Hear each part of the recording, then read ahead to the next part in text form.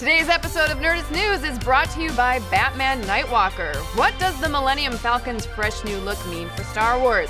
Now, the standalone Han Solo film, Solo, a Star Wars story, is only 5 months away, and you wouldn't know it unless you follow director Ron Howard on Instagram. Get those likes, Ron!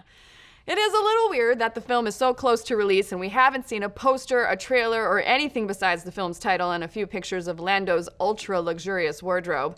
Now, fans looking for some Solo details just got an extremely late Christmas present this morning when leaked images of the Solo Lego sets dropped on the interwebs. Now, due to the sensitive nature of these leaks and us not wanting to incur the wrath of Disney's banhammer, because we would literally have nothing else to talk about for the rest of the year, we've commissioned an artist to help us show off some big changes coming to the Falcon. Now, if you want to have the Solo movie completely unspoiled when it comes out in May, you may want to press stop on this video.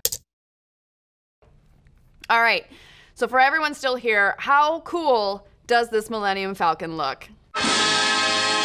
What a piece of junk! Originally owned by Lando Calrissian, this YT-1300F light freighter has all the features a pre-OG trilogy smuggler needs to complete the Kessel Run in less than 12 parsecs. Featuring a modified front end, a vintage flat radar dish, a new paint job, and a single-barreled cannon on top, this ain't your daddy's Millennium Falcon. Unless, of course, you're Kylo Ren. Oh. This Millennium Falcon predates the heavily modified ship that we first saw in A New Hope, and much like the sleek and clean Star Destroyers seen in Rogue One, this is probably pretty close to what the Falcon looked like fresh off of the assembly line.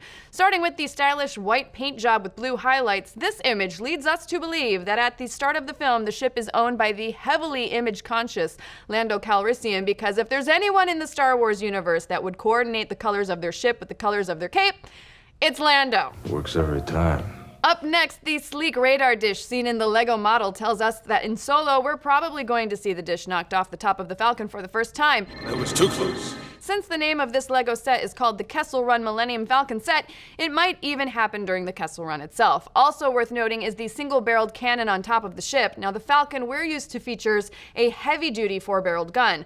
We're sure this major weapons upgrade was part of Han's modifications after he won the ship from Lando, which we will probably be seeing in the film. Finally, this version of the Millennium Falcon is missing its trademark front mandibles, and in its place, there's this weird wedge piece.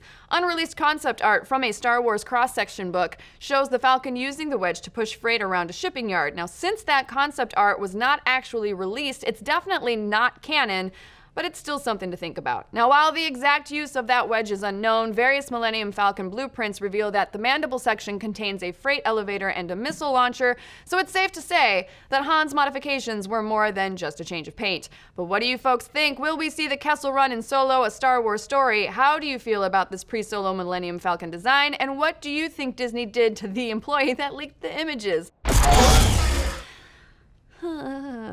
Let's discuss. And special thanks to Batman Nightwalker for sponsoring today's Nerdist News. Written by #1 New York Times bestselling author Marie Lu, this suspenseful, action-packed young adult novel gives fans a never-before-seen origin story for Batman. Join Bruce Wayne as he turns 18, inherits his family's fortune, and becomes Gotham City's most underrated detective. Batman Nightwalker is available wherever books are sold.